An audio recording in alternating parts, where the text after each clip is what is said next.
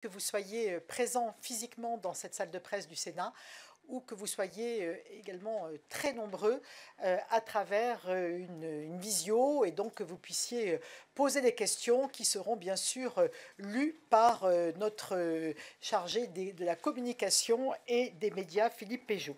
Donc je vous remercie très sincèrement de votre présence et donc je vais juste me contenter de faire une petite introduction à ce point presse et je vais ensuite sans plus tarder laisser la parole à nos trois co-rapporteurs, qui sont donc Daniel Laurent, qui est également président du groupe Vigne Vin donc dans la commission des affaires économiques, Henri Cabanel et Sébastien Plat. Donc le rapport d'information sur l'avenir de la viticulture a été présenté par nos trois co-rapporteurs ce matin en commission des affaires économiques. Et le rapport, comme on a l'habitude de le faire, mais également les 23 recommandations qui l'accompagnent, ainsi que la publication du rapport, ont été votés à l'unanimité des membres présents de la commission des affaires économiques. Alors, vous allez me dire pourquoi ce sujet. On va y revenir, mais ça faisait 23 ans que la commission des affaires économiques n'avait plus planché sur ce sujet de la viticulture. Depuis le rapport d'un de nos collègues, Gérard César, qui était donc issu du département du Bordelais, de la Gironde, et donc qui, il y a 23 ans de cela, avait fait un rapport qui, force est de constater, faisait des constats quasi similaires, bien évidemment avec des évolutions que les co-rapporteurs vous présenteront, quasi similaires à ceux que viennent de faire nos trois co-rapporteurs sur la filière viticole. Alors, la filière viticole, je veux dire, bien évidemment, et vous le savez toutes et tous, c'est une filière d'excellence. C'est une filière qui est profondément ancrée dans nos territoires et dans l'histoire de notre pays. C'est une filière qui est vecteur d'un grand rayonnement français, mais aussi d'une véritable attractivité, tant et si bien qu'aujourd'hui, la filière viticole est une filière qui permet à notre balance commerciale d'avoir un excédent de façon substantielle. Alors cette filière, bien évidemment, elle fait vivre une grande partie de nos territoires, si ce n'est la... Il y a un micro qui n'est pas fermé ou... Merci. Donc cette filière, elle fait vivre nos territoires, c'est elle qui façonne nos paysages et à chaque fois, et les rapporteurs y reviendront certainement, à chaque fois qu'une parcelle de vigne est malheureusement arrachée, c'est un bout de notre héritage qui disparaît. Alors, la volonté de la Commission des affaires économiques était de se saisir de ce sujet, puisqu'aujourd'hui, bien évidemment, cette filière connaît une grave crise qui est à la fois une crise climatique, qui est à la fois une crise conjoncturelle, qui sont liées aussi à tous les aléas internationaux, et puis qui est une crise de la consommation. Les rapporteurs y reviendront. Et donc, trois co-rapporteurs ont été désignés par la Commission des affaires économiques. C'est un rapport d'information qui a été fait de façon transpartisane, comme on a très souvent l'occasion de le faire, en tout cas sur les missions d'information que nous conduisons au sein de la Commission des affaires économiques. Et c'est donc trois viticulteurs de métier qui se sont chargés de ce rapport et ils vous diront combien ils ont énormément travaillé. Trois viticulteurs de métier qui, bien évidemment, connaissent sur le bout des doigts cette filière, l'ont vue évoluer. Ils vous en parleront, bien évidemment, mettent en avant les grandes qualités de cette filière, mais aussi, et c'est ce qui me semble important de souligner à travers le rapport et les recommandations que font nos trois co-rapporteurs, ils ont aussi voulu parler des conservatismes de cette filière viticole, de ses tensions internes. Vous verrez, c'est un rapport que nous avons qualifié ce matin de quelque peu de décoiffant à travers les recommandations qu'il formule, mais je crois que c'est aussi un signal d'alerte très important qu'ont voulu tirer nos co-rapporteurs pour justement montrer que cette filière, elle a encore de l'avenir, bien évidemment, mais il est important que cette filière, quelque part, se restructure, se remette en question, prenne de la hauteur, et c'est bien évidemment dans le cadre de son intérêt. Donc, je vous l'ai dit, 23 recommandations ont été formulées par nos co-rapporteurs, avec au fond une idée qui est chère ici au Sénat, c'est l'idée que malgré nos histoires, malgré nos territoires, nos convictions, la communication et la coopération valent mieux que l'affrontement. Et je vous l'ai dit, nos trois rapporteurs sont issus de groupes politiques différents, bien évidemment, sans rien renier de leurs convictions. Eh bien, ils ont, à travers ce rapport, porté cela de façon commune pour voilà, montrer qu'à travers les recommandations qu'ils formulaient pour la filière viticole, il était possible de converger, et c'est ce qui les a guidés pour, au bout du compte, l'intérêt et le seul intérêt général de la viticulture. En tout cas, du fond du cœur, je veux les remercier du travail qu'ils ont accompli pendant plusieurs mois, du rapport qu'ils ont produit, et je veux également, mais ils le feront aussi, remercier toute l'équipe de la Commission des affaires économiques qui a été présente à leur côté et qui leur a permis aussi de rédiger ce rapport qui est conséquent, qui est important, mais qui se base et qui s'appuie sur la réalité, sur beaucoup de pragmatisme, sur les territoires qu'ils connaissent très très bien et bien sûr sur la filière viticole qui fait partie d'une des filières les plus importantes, en tout cas en termes d'excellence, au niveau de notre agriculture française. Donc je leur laisse la parole. C'est Daniel qui commence. Merci beaucoup en tout cas de votre attention et ensuite on ouvrira les questions. Bien. Madame la présidente des affaires économiques, merci de cette belle introduction qui a cadré vraiment l'intérêt de ce rapport. Donc avec mes deux collègues, Henri Cabanel et Sébastien Plat, nous avons travaillé pendant de nombreux mois pour essayer de faire un rapport concret, transpartisan et qui corresponde vraiment aux besoins de la viticulture pour réformer un peu la viticulture et faire de telle sorte qu'elle s'adapte un peu plus actuellement pour essayer de résoudre la crise majeure qu'elle est en train de vivre. Nous avons fait à peu près une cinquantaine d'auditions.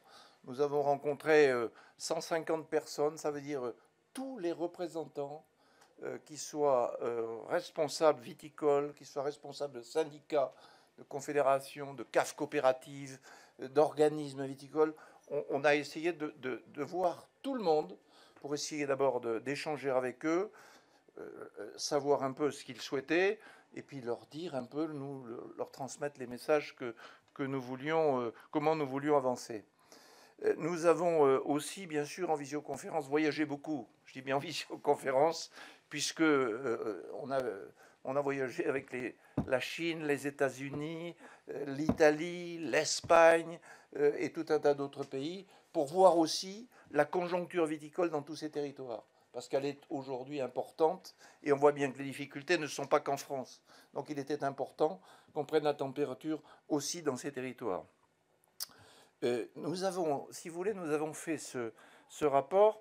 C'est pas pour faire un rapport de plus, parce que si on le dit souvent, si c'est pour faire un rapport de plus qu'on doit mettre sur une étagère et puis on se satisfaire en disant ben on a fait un rapport sur la viticulture, c'est pas la peine de travailler comme ça.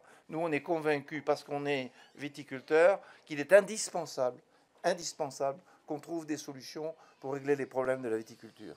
Donc c'est pour ça, et notre président vient de le dire, que nous avons fait 23 recommandations. Alors, ce rapport, si vous voulez, quand on dit qu'on veut qu'il décoiffe, il apporte des recommandations, justement, qui ne sont pas peut-être tout à fait souhaitées par le monde viticole, mais qui sont, à nos yeux, censées pouvoir réformer justement la viticulture. Alors, dans ce rapport, je vais juste vous donner les premières informations de l'avant-propos. Pendant le vin produit de la vigne, les territoires viticoles ainsi que les cidres et poirées, les boissons spiritueuses et les bières issues des traditions locales font partie, et ça a été dit par notre présidente, font partie du patrimoine culturel, gastronomique et paysager protégé de la France. Et ça, je m'évertue à le dire parce que pour nous, la vigne, c'est un patrimoine.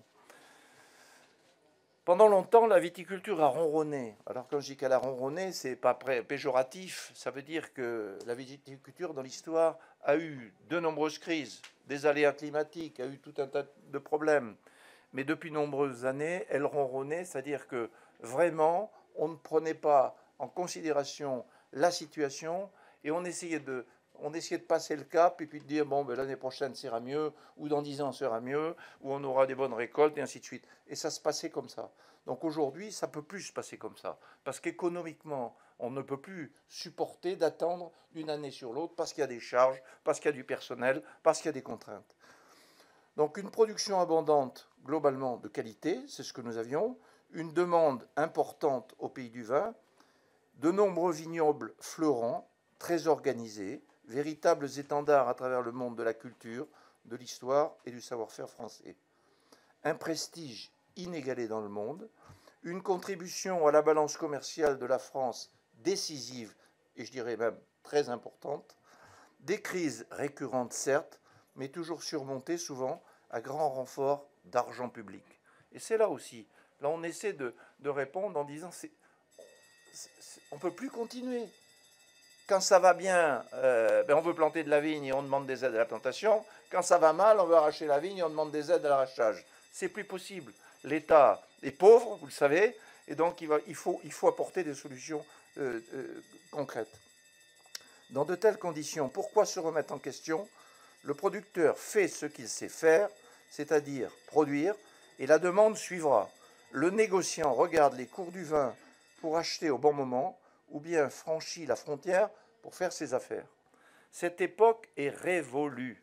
Cette époque est révolue. Désormais, une bouteille, un exemple, hein, une bouteille d'huile d'olive se vend plus cher que certains vins sous appellation. Dans certains vignobles, des viticulteurs sont à bout, jusqu'à pour certains commettre l'irréparable. Et on le voit bien, Henri Cabanel d'ailleurs, il y a 3 ans, 4 ans, je ne sais pas, avait fait un rapport avec Françoise Ferrat, voilà, sur les suicides dans l'agriculture, puisqu'on disait que c'était l'agriculture où il y avait le plus de suicides. Comment en est-on arrivé là? Les causes sont multiples, analysées dans ce rapport, mais finalement connues de tous.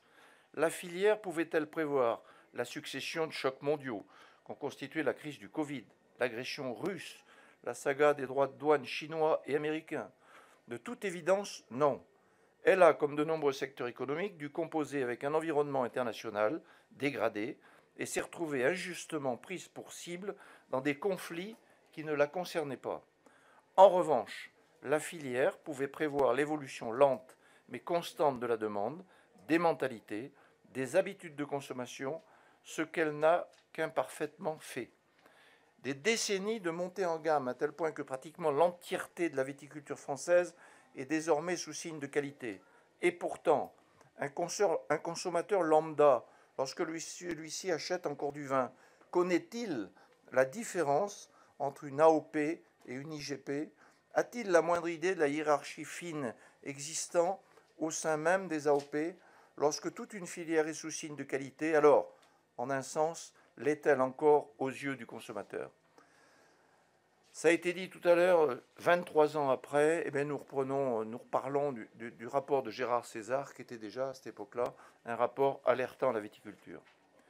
Aussi, la principale recommandation du présent rapport, on vous a dit tout à l'heure qu'il y en avait 23, consiste en l'organisation au premier trimestre, alors moi j'ai dit tout à l'heure à la ministre, au premier semestre 2026, d'assises de la viticulture, pilotée au plus haut niveau par la ministre de l'Agriculture et incluant l'ensemble des parties prenantes de l'écosystème viticole. Ces assises pourront prendre appui sur les travaux du plan de filière, actuellement au point mort. Pour que ces assises de la viticulture constituent un véritable tournant pour la filière, les rapporteurs que nous sommes proposent qu'elles s'organisent autour d'un pacte entre l'amont et l'aval de la filière, c'est-à-dire les producteurs et toutes celles et ceux qui stockent, qui consomment, qui vendent, et ainsi de suite.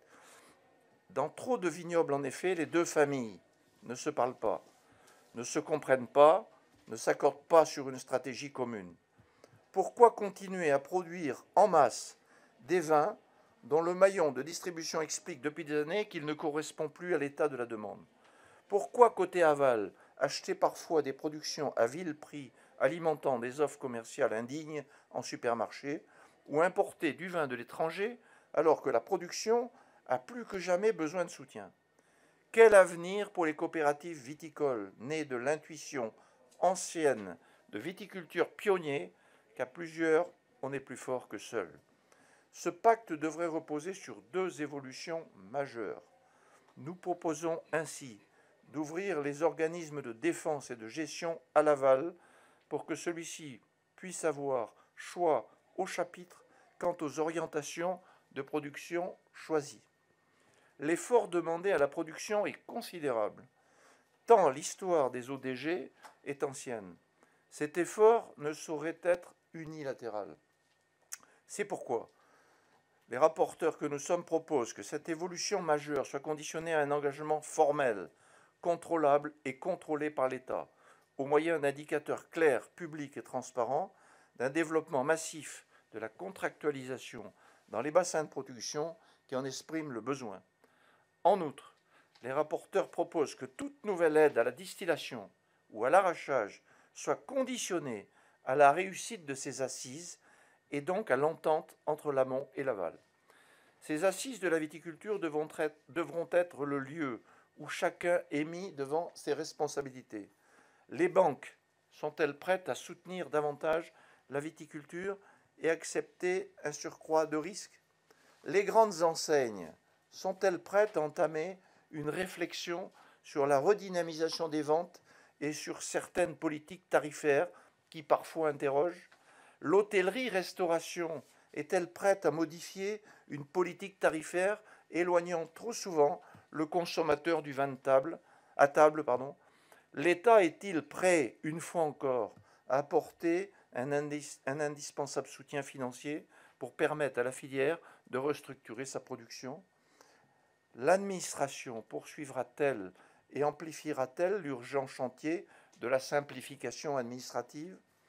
Ces assises de la viticulture doivent être un point de départ d'un nouvel acte de la viticulture française qui n'oublie pas son héritage, mais au contraire le valorise davantage, qui prend conscience que produire n'est pas une finalité en soi et qui, enfin, fait le pari de la confiance plutôt que la défiance entre chacun de ses maillons.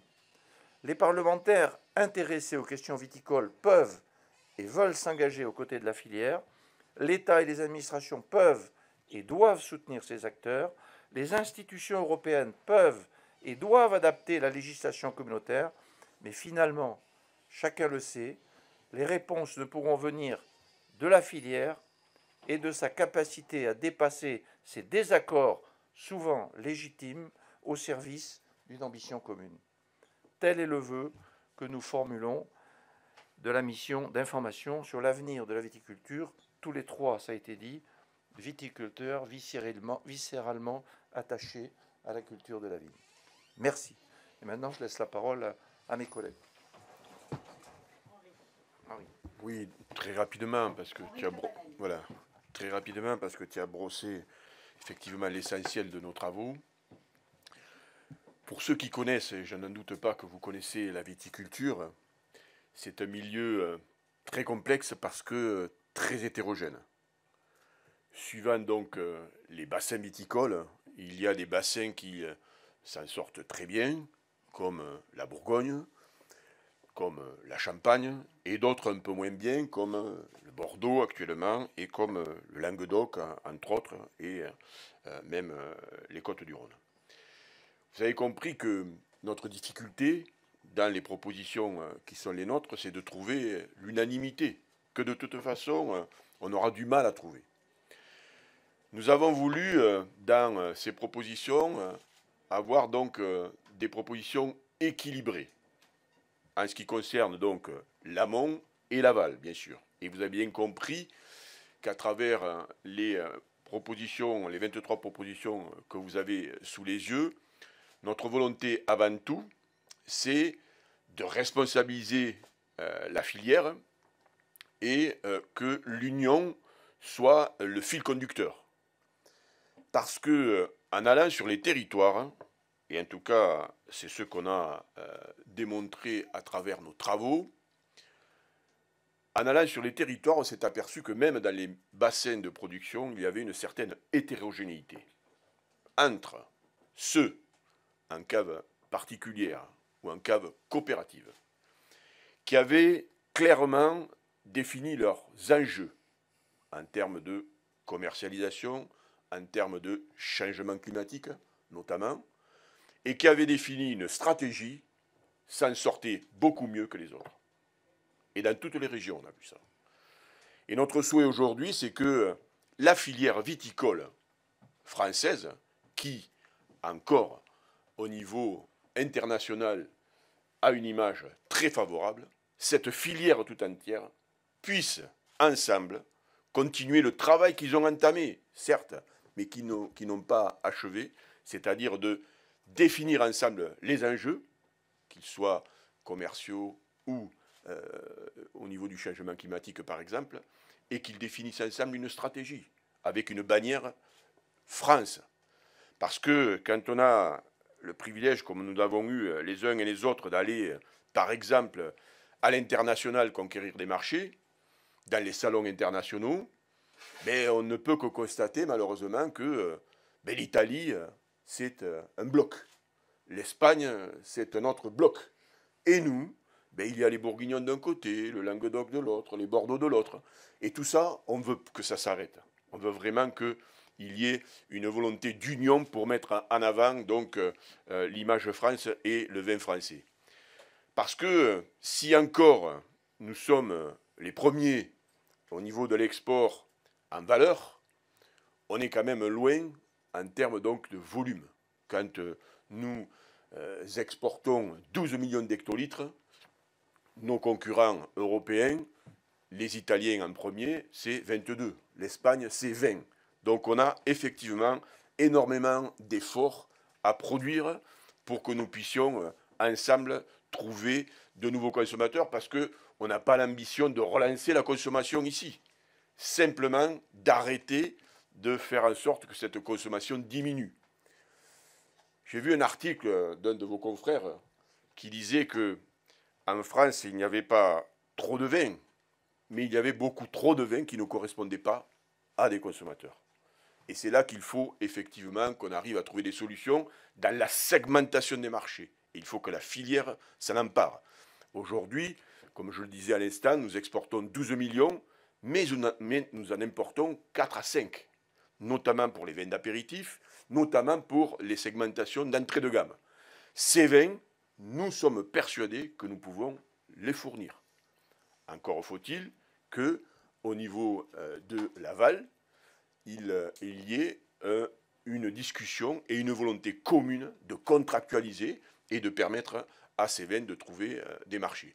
Donc vous l'avez bien compris, même si effectivement Daniel vient de le souligner, certes c'est un rapport qui décoiffe, mais la volonté que nous avons eue, et je le répète, c'est de ne pas produire un rapport supplémentaire, c'est d'inciter cette filière, dans les qualités qu'elle a, de trouver les moyens dans la co-construction entre l'État, le Parlement, les interpros, le négoce, la distribution, de trouver la voie qui lui permettra de sortir, en tout cas pour certains bassins viticoles, de l'ornière dans laquelle ils sont, parce que nous sommes déterminés, parce que nous croyons profondément à l'avenir de cette filière viticole.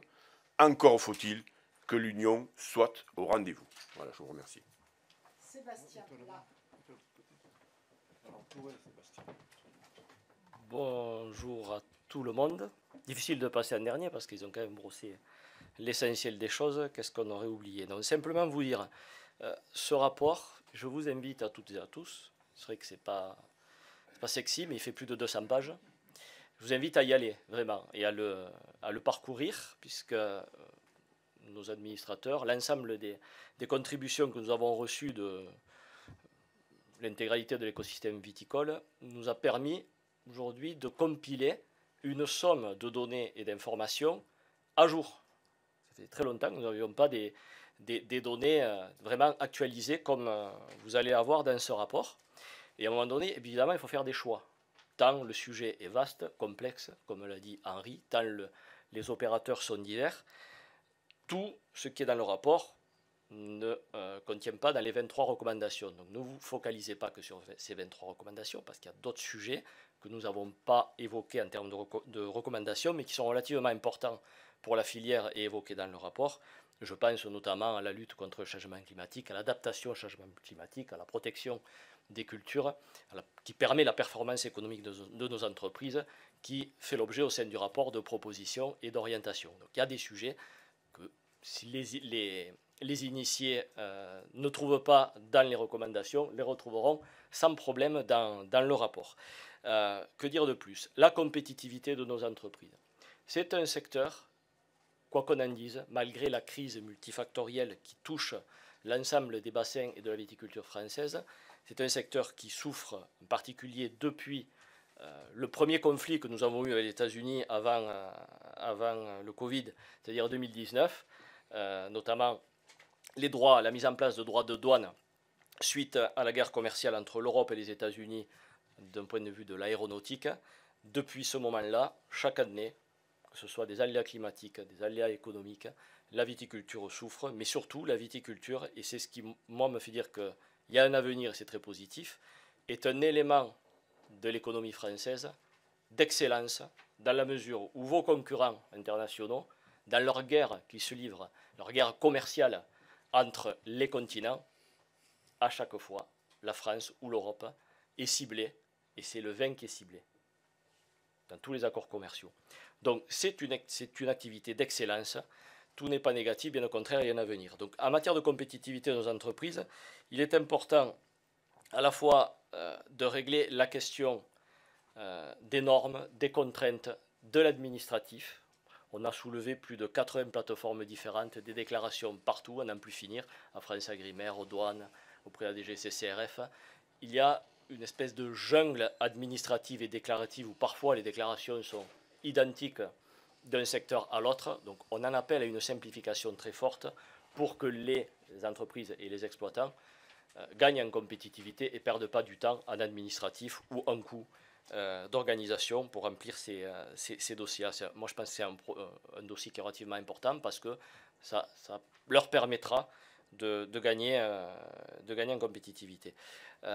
Parmi les éléments que l'on a soulevés, bon, globalement, la question de l'organisation de la filière, il est important pour nous de pointer les problématiques internes, des espèces de guerres de clochers que l'on rencontre au sein des nombreuses appellations et au sein des nombreuses organisations professionnelles qui nuisent effectivement à l'image de marque du vin et qui nuisent à la stratégie.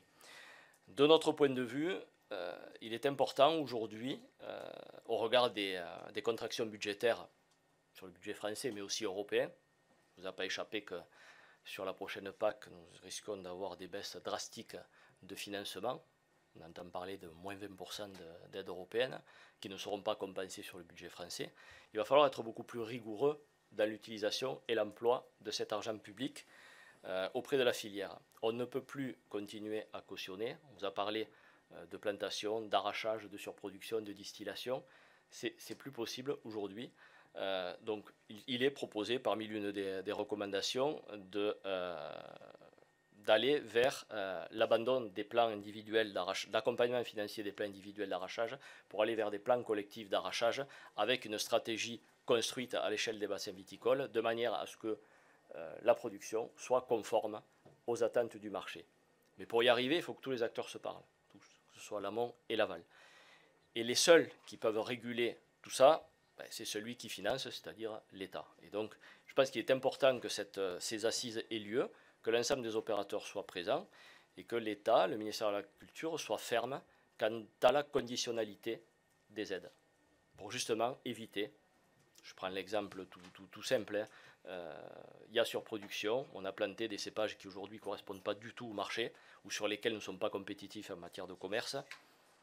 Ces stocks-là, à un moment donné, il faut les distiller. Donc on va aller chercher de l'argent pour distiller ces stocks. Mais en parallèle, au regard de la question du changement climatique, on va nous demander de financer avec des fonds publics de l'irrigation pour pouvoir produire un peu plus, pour en tout cas arriver au rendement. Mais si c'est pour continuer à mettre de l'argent dans de l'irrigation pour produire des vins que l'on n'est pas capable de vendre, ça ne peut pas fonctionner. Donc c'est pas ce système-là, il faut arrêter. Donc toutes les aides devront être conditionnées d'une façon ou d'une autre. Si on distille sur un bassin, parce qu'on a identifié que le segment de marché ne correspond pas, ben, derrière, c'est là où on doit positionner les prix maraîchage, par exemple. Donc, toutes ces préconisations doivent nous permettre de rationaliser les moyens de manière à être beaucoup plus efficaces. Et de notre point de vue, la conquête des marchés, notamment à l'export, est un choix stratégique majeur pour la bonne et simple raison que la France aujourd'hui, Henri l'a dit, est le pays viticole dont la valeur à l'exportation est la plus importante. Des marchés risquent de s'ouvrir. Je pense qu'il y aura des questions sur le Mercosur, à mon avis. Il y a des marchés qui se ferment, mais d'autres s'ouvrent. Le marché endogène français se contracte, en particulier sur les vins rouges, continue à tenir grâce aux vins blancs, mais il y a tout un travail de reconquête du marché français, d'acculturation de la population à la consommation raisonnée de vin, qui doit nous permettre aussi sur le marché français de revenir reconquérir un certain nombre de nos potentiels consommateurs. Mais l'export nous paraît important. En revanche, quand je parle de conditionnalisation des aides, mettre de l'argent, vous avez aujourd'hui un système qui s'appelle le fonds pays tiers, un fonds dédié de l'OCM. C'est 40 à 50 millions d'euros chaque année pour faire de la communication, de la promotion, pour aller conquérir des marchés dans les pays tiers. Derrière, nous allons regarder de près si cet argent est bien dépensé et si les résultats et la performance économique est présente. Parce qu'il y a toujours une querelle entre comment on positionne dans l'OCM vitivinicole les financements. Est-ce qu'on met plus d'argent dans l'amont, dans l'organisation de la conduite de nos vignobles, dans l'équipement de nos entreprises, dans la construction de dossiers, ou est-ce qu'on met un peu plus d'argent dans la commercialisation et la prospection? Moi, je suis prêt à tout, on est prêt à tout entendre, les arguments des uns et des autres, mais ce que l'on demande, c'est qu'il y ait des indicateurs de performance qui nous permettent, à un moment donné, et qui permettent d'éclairer le législateur et le ministère dans un meilleur positionnement de l'argent public. Voilà, donc un travail collectif aujourd'hui est nécessaire à faire, nous pensons, mais en tout cas, ce qui est sûr, c'est que le message que nous voulons donner à la filière, nous on y croit parce qu'on est issus chacun de territoires viticoles et en plus chacun de territoires viticoles en difficulté. Nous avons des acteurs relativement performants, nous avons effectivement des différences selon les bassins viticoles avec des territoires qui fonctionnent très bien aujourd'hui, qui ont su s'organiser. Il y a des modèles d'organisation, notamment de production et de maîtrise de la production qui marchent très bien. Pourquoi pas réfléchir à les développer dans d'autres modèles, je pense à la Champagne. Nous avons des structures qui aujourd'hui sont en difficulté, mais qui sont nécessaires dans l'organisation de la viticulture locale. Je pense aux caves coopératives qui souffrent énormément du Bordelais, même en Bourgogne, une difficulté aujourd'hui dans les caves coopératives. Il est attendu des aides de l'État depuis l'année dernière, donc un fonds de restructuration des caves. Nous devons absolument trouver des solutions pour renforcer ces structures coopératives, soit dans la fusion, soit dans le développement. Mais s'il y a fusion de caves coopératives, ce que nous demandons, c'est qu'il y ait une stratégie derrière. Ça ne sert à rien de prendre 2 caves coopératives en difficulté. Pour en faire une, elle ne sera pas plus en forme que la fois d'avant. Au contraire, il faut qu'il derrière il y ait des stratégies bien partagées, mais que l'on accompagne ces modèles-là. Il n'y a pas un seul modèle, plusieurs modèles. Et l'intérêt, c'est d'accompagner, en fonction de chaque bassin, de manière la plus fine et la plus efficace possible, l'ensemble des acteurs du monde agricole qui croient en l'avenir de cette filière.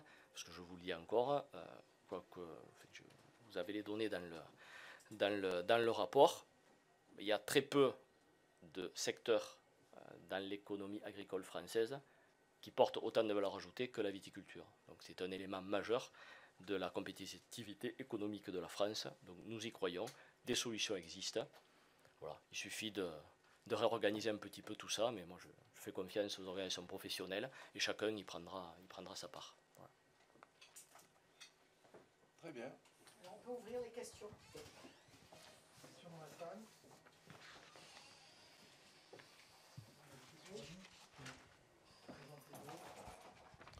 Combien de Boeing on a dit ce matin? Oui, bonjour. Charlotte Murat pour le groupe EBRA.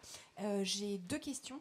Tout d'abord, quand vous disiez à l'instant qu'il faut aller vers des plans collectifs d'arrachage, est-ce que vous visez des vignobles en particulier déjà, enfin ce que vous en avez en tête.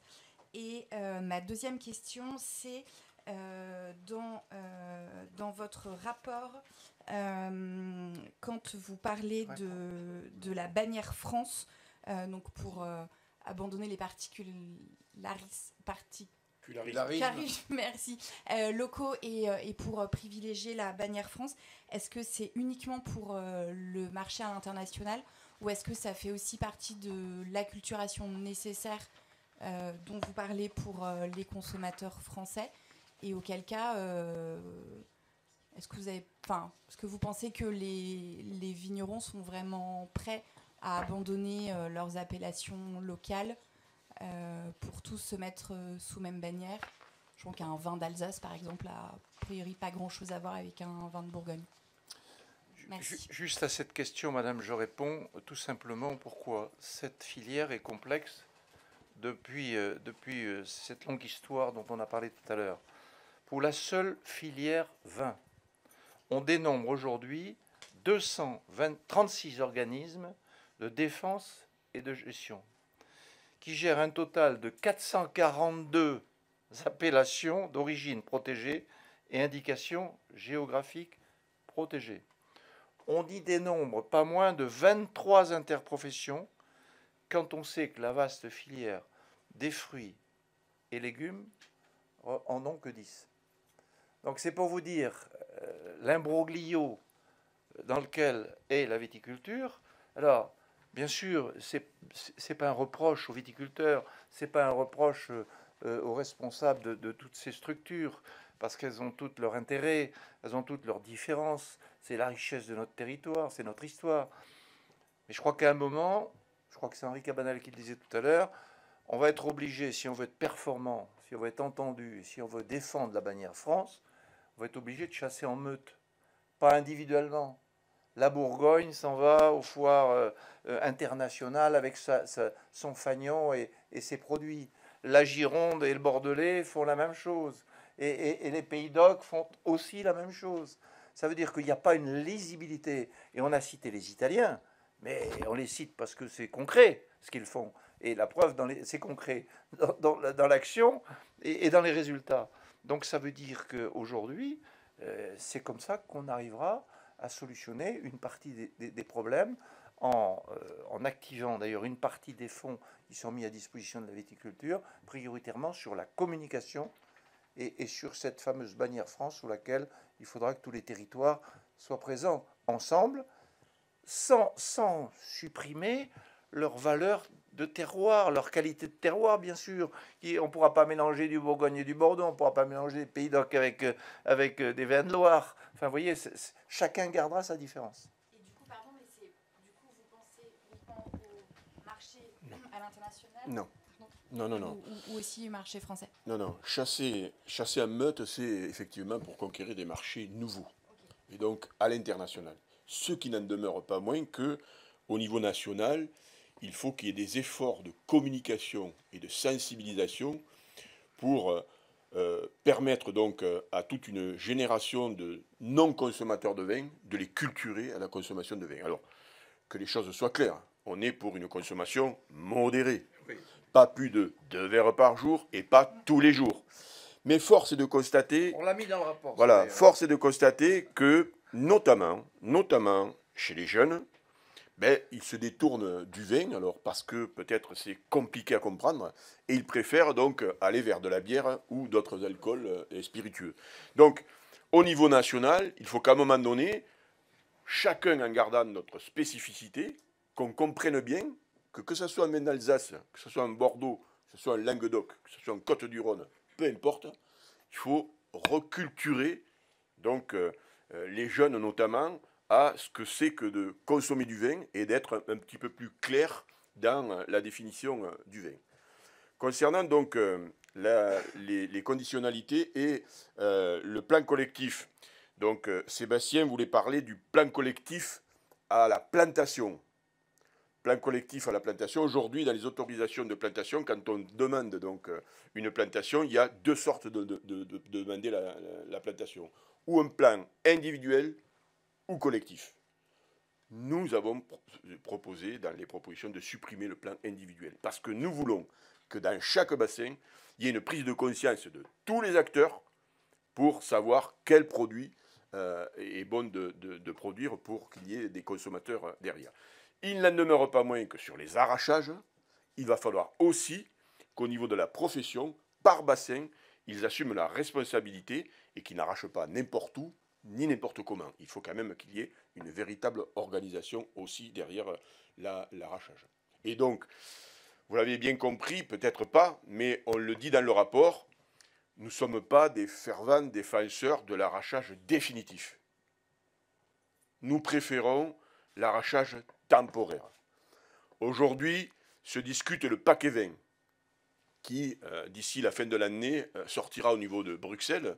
Et dans ce paquet 20, il est proposé, et nous le soutenons, que les autorisations de plantation passent de 3 à 5 ans, 3 ans avec une prolongation de 2 ans, donc 5 ans aujourd'hui, à 8, voire 13 ans. 13 ans, oui. Ce qui permettra effectivement donc d'enlever une partie du potentiel et de prévoir une éventuelle reprise pour ne pas se laisser déborder par nos concurrents, puisque, voilà, Daniel l'a rappelé dans ses propos, mais il y a 30 ans de ça, la surface viticole française était de 850 000 hectares. Aujourd'hui, avec les vagues successives d'arrachage dans certains vignobles, on est environ à 750 000 hectares. Et avec les autres futurs arrachages qui arrivent, on arrivera certainement pas loin de 700 000 hectares. Oui, mais pour faire quoi? Parce que s'il n'y a pas vraiment de réflexion, on va continuer à diminuer notre potentiel, alors que d'autres pays se confortent dans le potentiel viticole. Donc, voilà, on est pour l'arrachage définitif dans le cas où les exploitants agricoles arrivent, les viticulteurs arrivent près de la retraite et qui n'ont pas de succession et qui n'ont pas d'autre solution, oui. Pour le reste, on est très prudent et on veut garder quand même en réserve notre potentiel de production. Question en ligne de Nina Couturier pour Le Paysan Vigneron. Vous évoquiez dans votre avant-propos qu'il n'était plus possible d'aider la plantation puis l'arrachage. Quel regard portez-vous dans ce cadre sur la demande de la filière cognac? Plan d'arrachage temporaire, 7 à 10 000 hectares et définitive, 3 500 hectares, dans la mesure où elle répond déjà à la demande d'un ODG cognac intégré à son interprofession et regroupant à parité la viticulture et le négoce.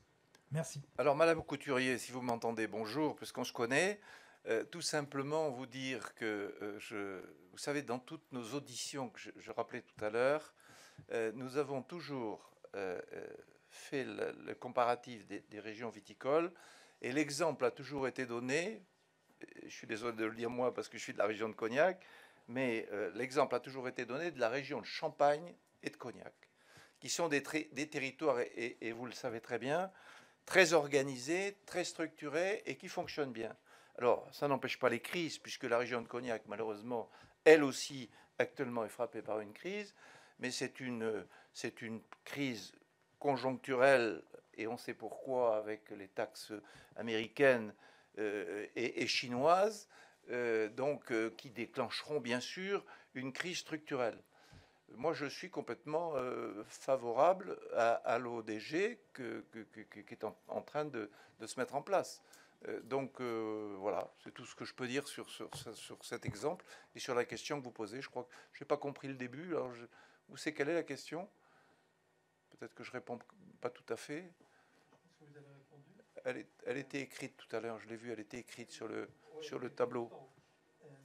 Je reprends, vous évoquiez dans votre avant-propos qu'il n'était plus possible d'aider la plantation puis l'arrachage. Quel regard portez-vous dans ce cadre sur la demande de la filière cognac, dans la mesure où elle répond déjà à la demande d'un ODG cognac? Ça sera une demande, comme le fait la région Cognac, une demande collective, comme nous citions tout à l'heure, et c'est comme ça que ça se passera. Voilà, Madame Couturier, merci. Bonjour, Mohamed Benadien, journaliste pour JABAG, le magazine des jeunes agriculteurs. J'ai une question pour parler de renouvellement de génération, en prenant exemple sur ces jeunes qui se sont installés il y a 5 ans et que chaque année subissent des sinistres et que par conséquent ils mettent ils remettent en question leur projet d'installation et tout ça. Est-ce que vous avez abordé ce sujet dans le rapport et quels sont alors, je dis 2 mots et après tu continues. Vous savez, justement, je parlais de la région Cognac. C'était une région qui marchait bien depuis une dizaine d'années. C'était l'opulence, si on peut parler comme ça. Et malheureusement, ça n'a pas duré pour les raisons que j'évoquais tout à l'heure. Donc, malheureusement, on a incité et encouragé des jeunes viticulteurs, des jeunes agriculteurs à acheter des vignobles, à investir dans le vignoble, à mettre aux normes les vignobles, à acheter du matériel performant et à s'endetter beaucoup. Et du jour au lendemain, patatras, il s'est passé ce qui s'est passé avec la Chine et les États-Unis. Et du jour au lendemain, les quotas, alors on parle de quantité de vin, mais en cognac, c'est un alcool pur. Donc on était à 14,5, 14,5 d'alcool pur à l'hectare, et aujourd'hui on est à 7,5 d'alcool pur à l'hectare. Mais ça veut dire que tous ces jeunes viticulteurs à qui on a fait miroiter, vous imaginez qu'avec 14,5 d'alcool pur à l'hectare, on vit très bien de ces productions, et du jour au lendemain, quand on est descendu à 7,5, et qu'ils étaient endettés jusqu'à 10 ou 11, parce que le Crédit Agricole, qui est la banque principale, mais il y en a d'autres, mais le Crédit Agricole que nous avons rencontré d'ailleurs, qui est la banque principale, avait ouvert les bras, tout fonctionnait bien, les marchés étaient porteurs, tout allait bien.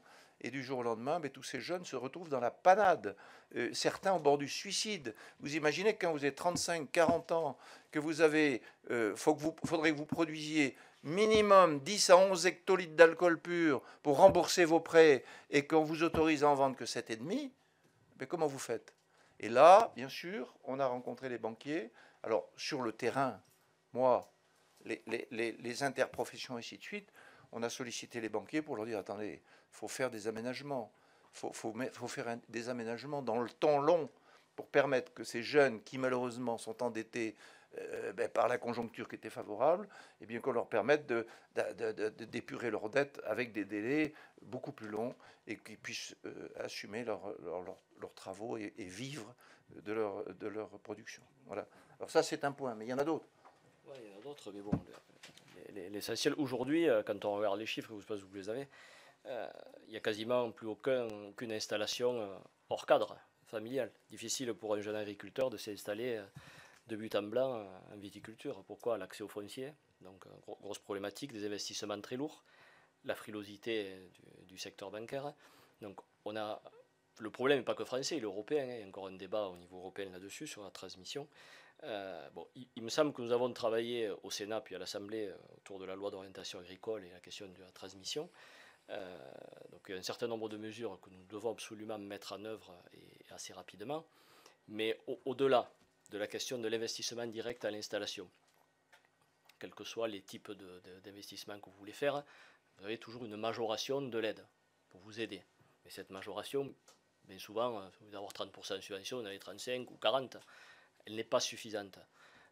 L'enjeu aujourd'hui, c'est la visibilité en fait du marché qui doit permettre aux jeunes installés, à travers, pourquoi pas, de la contractualisation plus régulière avec le secteur aval, de sécuriser des prix et de sécuriser des volumes sur plusieurs années pour avoir des plans de financement qui puissent se tenir.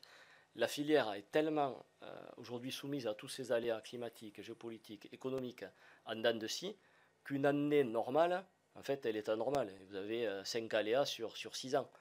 Donc il est très très difficile, mais même pas forcément que chez les jeunes agriculteurs, il est très difficile aujourd'hui d'investir dans un secteur d'activité qui n'a pas de linéarité dans sa capacité à générer de l'activité économique de manière régulière.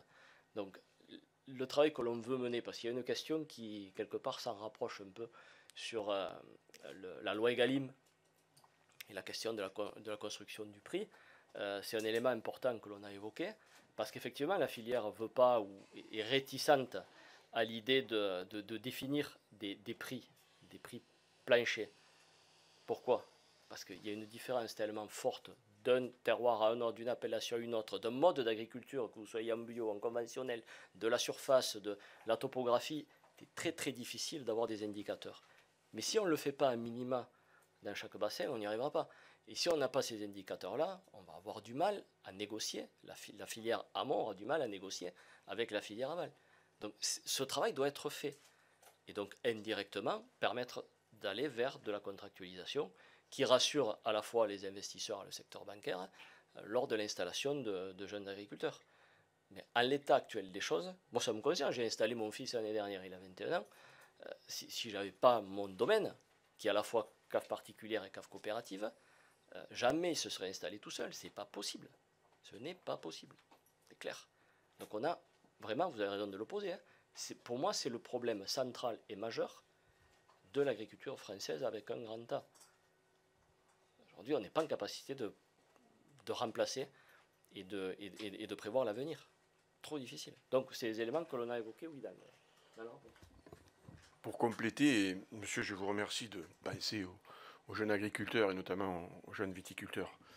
Pour compléter les propos de mes collègues, deux choses. D'abord, dans l'audition que nous avons eue avec le Crédit Agricole qui est à 80% de la Banque des agriculteurs quand même, il y a une véritable réflexion qui est faite. Alors, on ne va pas vous dire ce qu'ils vont faire, mais grosso modo, on peut vous expliquer en quelques mots ce qu'ils souhaitent faire. Au niveau donc de l'endettement, séparer l'endettement du foncier avec l'endettement donc de l'investissement et l'endettement donc des intrants qu'il faut pour amener à bien son exploitation. Donc tout ça, ils ont des idées avec des amortissements qui sont différés pour justement permettre aux jeunes agriculteurs notamment et aux jeunes viticulteurs d'alléger leurs charges. Mais ça, je vous laisse le soin de les interroger parce que quand nous les avons auditionnés, ils étaient prêts à en expérimentation. Voilà. Concernant les aléas climatiques que vous avez soulevés, ça fait partie d'une de nos propositions. Il y a aujourd'hui une assurance récolte qui, force de constater, n'a pas atteint les ambitions que le gouvernement avait à l'époque quand il les a mises en place. Pourquoi ? Parce qu'on est soumis à une règle européenne qui consiste à ce que la moyenne olympique, c'est une moyenne sur 5 ans, où effectivement on enlève la récolte la plus importante et la moins importante, et on fait la moyenne des 3 autres. Nous pensons qu'il faut réformer cette moyenne olympique. Pourquoi ? Parce que, comme vient de le dire Sébastien, les 5 dernières années que nous venons de passer, il y a eu au moins 3 aléas, qui chaque fois rentrent dans le calcul de la moyenne olympique, et donc fait baisser régulièrement les rendements. Où il arrive à un moment donné où l'assuré ne s'assure plus parce que c'est plus valable pour lui. Donc il faut effectivement réfléchir. Nous savons que la ministre essaye donc d'avoir une réflexion au niveau européen pour éventuellement donc allonger cette moyenne olympique de passant de 5 à 8, mais il n'y a rien encore de définitif, mais c'est quand même une solution et ça fait partie de nos propositions pour justement qu'il y ait une véritable réflexion là-dessus. En complément justement sur Egalim, la question d'Olivier Basalge de Vitisphère, le point d'achoppement majeur dans les discussions entre production et metteurs en marché est la question du prix d'achat des vins en vrac. Comment obliger à des résultats concrets sur ce point précis alors qu'Egalim n'est pas voulu par la filière et que les initiatives de prix d'orientation en pays DOC n'aboutissent pas? Merci.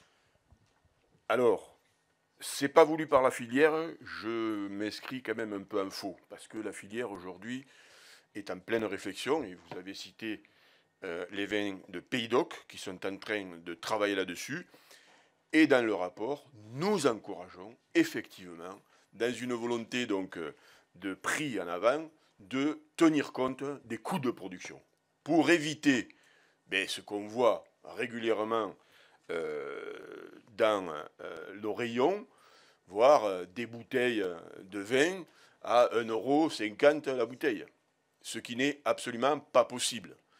De voir certains négoces qui profitent de la situation, devant donc des viticulteurs pris à la gorge et qui sont obligés de déstocker pour pouvoir rentrer les vendanges qui arrivent. Donc, il y a une véritable réflexion là-dessus. Tout le monde n'est pas d'accord. On n'obligera personne. Mais il y a certains bassins viticoles qui réfléchissent sérieusement sur l'application de la loi Egalim sur leurs bassins. On les encourage, à travers des propositions, à aller de l'avant sur ce système-là. Question de Lucien Labreuil pour Mes Infos. Quels sont les bassins viticoles les plus touchés par la crise? Y a-t-il une différence entre le nord et le sud, où la situation est-elle généralisée? Les députés viennent de voter le déplafonnement des taxes sur l'alcool au nom de la santé publique, alors que votre rapport alerte sur la détresse économique des viticulteurs. N'y a-t-il pas là un signal contradictoire? Alors d'abord, le déplafonnement d'alcool, on n'est pas d'accord, ça c'est clair. Les députés l'ont voté, mais ce n'est pas notre point de vue. Quant aux différentes régions viticoles impactées, les problèmes ne sont pas les mêmes partout, mais il y a quand même un problème de fond général. Vous l'avez bien compris. En Alsace, il y a des problèmes. Dans le Pays d'Oc, en Occitanie, il y a des problèmes. Dans la région de Bordeaux, il y a des problèmes. Dans la région des Charentes, je vous en ai parlé tout à l'heure, c'était une région où il n'y a pas de problème. Et bien maintenant, il y a des problèmes par rapport aux taxes. Il y a encore quelques régions comme la Bourgogne, les Pays de Loire, et ainsi de suite, qui tirent leur épingle du jeu, mais qui sont quand même inquiets. Parce que quand on parle des facteurs contraignants de tous les indicateurs mondiaux qui nous pénalisent, n'oublions pas qu'il y a, on en parlait tout à l'heure, une baisse de la consommation du vin, qui est récurrente et qui s'accentue. Donc ça veut dire qu'à un moment ou à un autre, tous les territoires, plus ou moins, seront impactés. Donc il y a aujourd'hui des territoires qui le sont plus que d'autres, mais à mon avis, même en Bourgogne, où nous sommes allés, je ne vous l'ai pas dit tout à l'heure, mais nous sommes allés en Bourgogne, nous sommes allés en Bordeaux, nous sommes allés dans l'Hérault, nous sommes allés dans l'Aude, où malheureusement on a vu aussi le sinistre incendie qui s'y est passé, les ravages que ça a fait. Donc on a rencontré tous ces territoires. Et donc là, tout le monde est inquiet. Tout le monde est inquiet. La filière viticole est inquiet. Et même en Bourgogne, où nous sommes allés, où le prix des vignes et des terres est très élevé, eh bien, je peux vous assurer qu'on a rencontré des gens qui nous ont dit mais mon chai est plein de la récolte précédente. Ça veut dire que ça, c'est un signe, c'est un indicateur déjà. Donc vous voyez qu'il y a plusieurs régions de France qui sont impactées et qui le seront, à mon avis. Mais il est certain qu'il y a des bassins plus touchés que d'autres. Forcément, le bassin de Bordeaux et le bassin du Languedoc sont, à mon avis, les plus touchés parce qu'il y a quand même des volumes importants au niveau de la production. Mais, comme vient de le dire Daniel, je ne pense pas qu'il y ait un vignoble en France qui soit épargné. Aujourd'hui, il y a un constat donc de la diminution de la consommation de vin. Au niveau mondial, on avait atteint des pics de consommation dans les années 2017 à 250 millions d'hectolitres. On est aujourd'hui à 220 et ça continue doucement mais sûrement à diminuer. Sébastien l'a évoqué, certains vins s'en sortent mieux que d'autres, notamment les blancs, les rosés, qui arrivent à se maintenir, mais force est de constater que les rouges, il y a une déconsommation, et qui ne date pas d'hier. Hein. Ça fait plus d'une décennie qu'on constate que les rouges diminuent de 3% par an. Et pour autant, bon, la profession n'a pas toujours fait ce qu'il fallait. Un des vignobles qui se porte le mieux, c'est la Bourgogne. Certes, parce que c'est un petit vignoble et qui a joué la carte à l'export et qui s'en sort très bien. Mais nous sommes allés sur le terrain. Alors, la volonté que nous avons eue d'aller sur le terrain, ce n'est pas d'aller rencontrer les institutionnels, les syndicats, etc. Ce que nous avons voulu, c'est rencontrer les vrais viticulteurs dans leur chai et les problématiques qu'ils ont au quotidien. Et l'une d'entre elles nous disait qu'effectivement, il y a 4 ou 5 ans, 6 ans, ils ne cherchaient pas trop à vendre le vin. Hein. Les gens venaient et ils vendaient. Aujourd'hui, il faut qu'ils se lèvent un petit peu les manches. Ils arrivent à vendre, mais ils sentent quand même qu'il y a un changement et une volonté qu'il n'y avait pas avant d'aller chercher le client. Et c'est vrai que ce qu'ils nous ont dit, et Daniel l'a soulevé dans nos propositions, le no-tourisme peut être une solution aussi sur cette filière. Après, juste pour terminer sur la question de la fiscalité, je veux dire, la viticulture, comme tous les autres secteurs de l'économie française et industrielle, a besoin de stabilité. La question de la fiscalité, elle est claire. Aujourd'hui, il y a la volonté de mettre une fiscalité comportementale sur le vin pour répondre à des problèmes d'enjeux de santé publique. Nous l'entendons, c'est évident. Mais je vous rappelle qu'en 40 ans, la consommation moyenne de vin en France est passée de 140 litres à moins de 40 litres. 36 ou 38. Donc, elle a fondu. Des campagnes de prévention ont été mises en œuvre. Tout un travail est fait au sein de la filière pour éduquer à la consommation. Et on ne distingue pas les différents alcools. Donc, vous avez les cocktails, vous avez les alcools forts, vous avez toute une multitude. Mais globalement, et c'est la réalité sociétale, la consommation diminue. Donc n'allons pas rajouter de la fiscalité dans un secteur qui est déjà fiscalisé, qui a des difficultés, mais qui est un secteur aujourd'hui qui est encore un secteur économique majeur pour le pays, quitte à le déstabiliser, puisqu'entre les questions géopolitiques, les questions environnementales, tous les défis dont doivent faire face les viticulteurs, c'est le coup de grâce, quoi. Et la filière, dans son ensemble, a besoin aujourd'hui de signaux forts et pas de signaux faibles d'attaque. Comme toute l'économie d'ailleurs, hein, pas que celle-là. Donc arrêtons de tirer sur l'ambulance. Tanguy, c'est bon. Tanguy Audouard pour Newstank Agro. J'avais une question pour revenir sur l'export dans le contexte international qui est celui actuellement. Est-ce que vous voyez ça comme une opportunité pour justement relocaliser la production en France et permettre de trouver d'autres débouchés en France? Et sous question, mais sur le Mercosur, au vu des positions de l'ensemble des filières agricoles en France, comment la filière vin voit cette opportunité-là sur le Mercosur? Est-ce que c'est pour vous une certaine planche de salut voilà. L'export, vous savez, on parlait d'arrachage tout à l'heure. En Chine, ils arrachent beaucoup de vignes. Aux États-Unis, ils arrachent des vignes. En Australie, ils arrachent des vignes. Donc ça veut dire que c'est un problème mondial de consommation de vin. Je suis convaincu qu'à l'export, on a encore des marchés à exploiter parce qu'il y a des pays sur lesquels les metteurs en marché n'ont pas beaucoup travaillé. Il y a encore beaucoup de marchés à décrocher. Mais vous parliez, la dernière question, c'était ? Sur le Mercosur. Ah, le Mercosur, oui. Mais le Mercosur, nous, on ne peut pas dire, et d'ailleurs on le dit dans notre rapport, que le Mercosur est plutôt bénéfique pour la production, enfin pour la consommation et la filière. Le Canada et ainsi de suite. Je parle du cognac, moi, parce que je connais bien, ils ont une recrudescence des ventes grâce à ça. Et le vin, c'est la même chose. Donc le Mercosur a été porteur de bonnes nouvelles et de ventes supplémentaires. Juste une incise, mais juste 30 secondes. Par rapport à la question, justement, du Mercosur et les inquiétudes que l'on peut avoir. Moi, je suis un territoire, et on est surtout tous des territoires agricoles.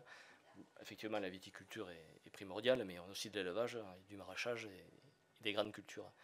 Ne tombons pas dans le débat de pour ou contre la viticulture par rapport au reste.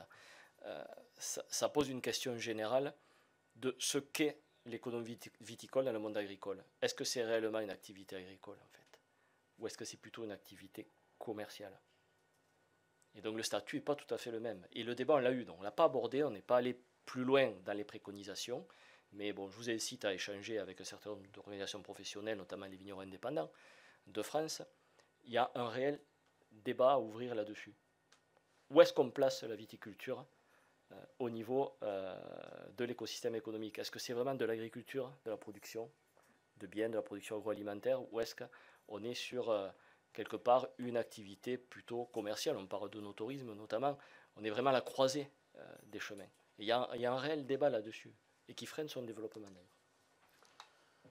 Pour aller sur l'export et sur la relance de la consommation en France, il y a donc des précurseurs dans la filière. Et tout à l'heure, Daniel évoquait le fait que nous ayons par visio pu voyager en Chine, aux États-Unis notamment, qui sont deux marchés importants pour nous.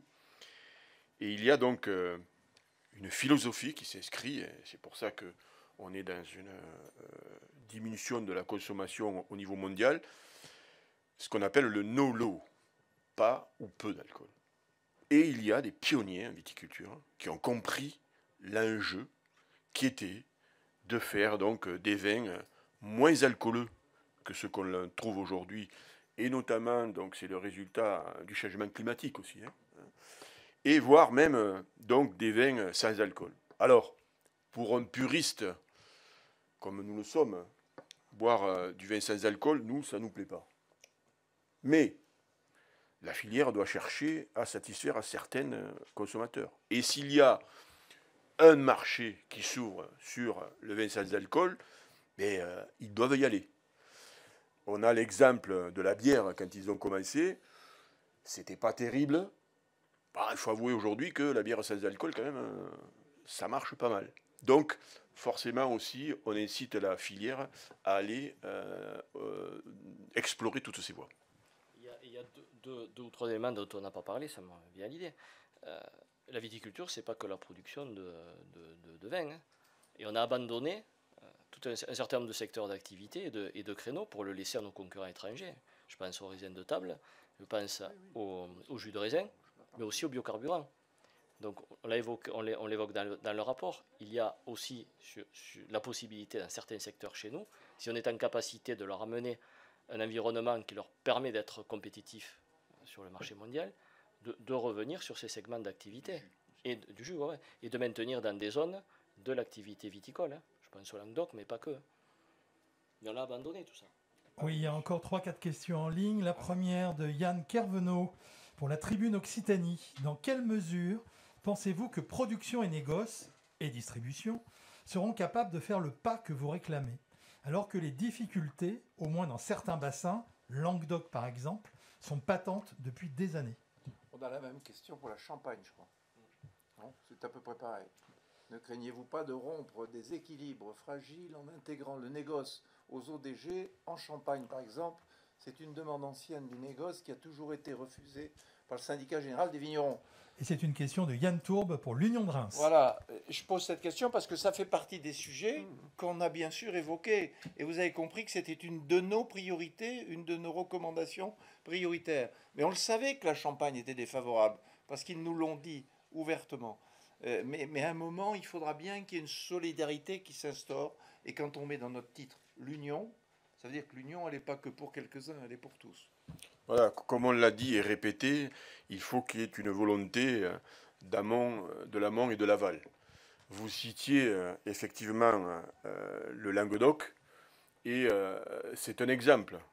Le Languedoc a su, à un moment donné, donc arracher donc, des vignobles qui étaient là, pérennes depuis des années, pour adapter son vignoble à la production de vins qui correspondent donc au goût des consommateurs.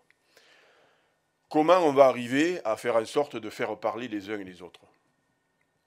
Ça a été souligné à plusieurs reprises par mes collègues. Cette filière est une filière d'excellence. Et qui dit filière d'excellence dit une économie qui est très intéressante. La volonté de l'Union, c'est de jouer gagnant-gagnant. Aujourd'hui, si le négoce bat de l'aile, c'est que la production bat de l'aile. Si la distribution réduit ses rayons, c'est qu'elle ne gagne pas assez d'argent. Donc il faut revoir tout ça, et notamment en termes de communication, au niveau donc de la production, permettre donc à la production de produire des vins qui correspondent à un marché. Le négoce, c'est pour ça qu'il doit rentrer absolument dans les ODG, parce qu'il a cette vision du commerce que n'ont pas toujours les viticulteurs. Et en contrepartie, il faut qu'il s'engage à la contractualisation, hein, parce que de les faire rentrer dans l'ODG, certes, mais avec une volonté aussi de pouvoir permettre donc une contractualisation qui n'existe pas aujourd'hui sur les bassins viticoles. Et au niveau donc à la fois des restaurateurs on l'a souligné dans le rapport, qui souvent pratiquent des prix abusifs et devant donc les distributeurs. Si on est capable de s'organiser et de réfléchir comment un consommateur lambda, quand il arrive dans un rayon vin, il puisse clairement avoir un choix devant lui, ben, c'est là-dessus qu'il faut travailler. Et si on y arrive, ben, ils gagneront de l'argent, et s'ils gagnent de l'argent, ben, ils agrandiront donc les rayons de vin. Donc, cette volonté que l'on a, ça ne va pas être simple, mais on veut faire comprendre aux uns et aux autres que c'est du gagnant pour tout le monde. Et c'est une révolution, ça. Ça, parce que ça, c'est... Hein, ils ne s'attendaient pas à ça. Ça fait partie des surprises qui existent dans ce rapport. Vous voulez dire les restaurateurs? Oui. Vous voulez dire les restaurateurs, c'est Non. De faire rentrer le négoce dans les ODG. Voilà. Et les restaurateurs qu'on a auditionnés, hein, ils sont prêts aussi à discuter pour qu'on trouve des solutions. Parce qu'en fait, tout le monde est prêt, sauf que personne ne se parle. Nous, à travers ce rapport et ces recommandations, ce que nous voulons, c'est qu'il y ait des liens et qu'on arrive ensemble à se parler pour construire ensemble des stratégies. Nous arrivons sur la dernière question. Cyril Seux, pour Le Progrès, vous évoquez un marché français qui se contracte, en particulier sur le vin rouge. Pouvez-vous l'illustrer en chiffres? Le pouvoir d'achat des consommateurs se contracte aussi. Avez-vous pu identifier des solutions pour faire coïncider une production plus coûteuse et un coût de la bouteille accessible? Alors, oui, c'est une question qui n'est pas simple. C'est vrai que la consommation se contracte, mais on a auditionné des acteurs qui sont principaux dans la filière, et notamment sur les vins rouges, parce qu'il n'y a pas trop de soucis, comme je l'ai dit tout à l'heure, au niveau des vins blancs et des vins rosés, moins de soucis. Dans les vins rouges, il y a une demande forte de vins plus légers, plus fruités, plus frais, en fait. Et donc, il faut qu'on arrive à convaincre la production aussi qu'il faut qu'ils soient capables de produire ce genre de vin. Et j'en suis certain, on en est convaincu, ils en sont capables. Après, le mode de consommation a changé. On ne boit plus du vin tous les jours à table, à midi et le soir. Donc, les vins, on a eu une étude, je crois que c'est Gravejean, le Pays d'Oc, qui nous l'avait montré, qui, par rapport aux différents segments de prix de vin, prouve que les vins de moins de 6 € sont en nette baisse. Et d'ailleurs, c'est ce qui explique la crise des ventes dans la grande distribution, la baisse des ventes dans la grande distribution. Et que le segment qui aujourd'hui est en dynamique, c'est le segment, je ne sais plus si c'est 8, 15, ou entre 10 et 15 €. Aujourd'hui, en coût de production, sur un vin, quelle que soit l'appellation, vendu 10 à 15 €, vous ne perdez pas d'argent. Hein. C'est clair. Donc, la solution qui consiste à dire qu'il faut faire des vins plus bas, moins chers, plus accessibles pour relancer la consommation, c'est pas peut-être ça non plus vers là où il faut aller. Consommer du vin, consommer mieux. C'est devenu un produit festif, un produit qui se partage, et non plus un produit de consommation courante comme dans les années 70 ou 80. Donc attention à bien identifier, mais les chiffres sont éloquents là-dessus, au niveau des prix. J'ai vu une question sur la ministre de l'Agriculture tout à l'heure. Oui, alors une avant-dernière question de Benjamin Busson, des petites affiches Mato-Brenne. Quelles sont les appellations qui sont un modèle sur lesquelles il est possible de s'appuyer? Est-ce que vous auriez des exemples de bonnes pratiques à dupliquer? Oui, je vous l'ai dit tout à l'heure, enfin, je ne sais pas qui interroge là, mais il doit nous entendre. Je l'ai dit tout à l'heure, la région de Champagne et la région de Cognac, qui sont deux régions qui sont très organisées entre les producteurs et les metteurs en marché, et qui fonctionnent très bien avec des quotas définis de vente et ainsi de suite. Donc ce sont les deux régions qu'on a, mais qui sont reconnues de tous. Hein. Pour être clair, ce sont des régions qui maîtrisent l'offre. C'est-à-dire qu'ils ne produisent pas plus que ce que l'offre leur permet. Et donc, c'est des appellations qui, chaque année, alors les discussions sont âpres, certainement, hein, au niveau donc de tous les acteurs, que ce soit au niveau de la production, des propriétaires récoltants, des négoces et de la distribution, qui définissent la quantité de kilos à l'hectare que doivent produire les vignerons. Et donc, en maîtrisant l'offre, ils maîtrisent les prix. Et enfin, la dernière question d'Olivier Schlama pour le site d'info dealer.fr. Que vous a dit la ministre lors de la remise de ce rapport? Est-elle favorable à vos propositions, notamment l'organisation des assises? Alors, Merci. nous avons rencontré la ministre tout à l'heure, puisqu'elle est venue aux questions d'actualité au gouvernement. Nous lui avons fait part du rapport, bien sûr. Nous lui avons transmis. Nous lui avons donné les 23 recommandations. Et bien sûr, on l'a incité à lui dire, il est indispensable, puisque c'est la première recommandation, de mettre en place ces assises de la viticulture. Et nous souhaitons que ça soit le plus rapidement possible. Alors on lui a dit premier semestre 2026, en lui disant si c'était le premier trimestre, ça serait bien. Alors, Madame la ministre, ce n'est pas nous qui décidons à sa place. Nous l'avons suggéré fortement. Elle a été très à l'écoute. Mais avant de décider des assises et comment vont se passer ces assises et réellement si elles doivent exister ou pas, je crois que c'est une des questions qu'on peut se poser, nous on le souhaite fortement, eh bien je crois qu'elle veut digérer le rapport avant, quoi. Donc c'est ça qui est le principe. Pour être clair quand même, parce que je vais être encore plus clair que lui, hein. Je pense que la ministre a été favorable à nos propositions. Elle l'a dit d'ailleurs. Sauf que bon, on l'a rencontrée 10 minutes avant vous, parce qu'on voulait qu'elle apprenne les propositions de nos bouches.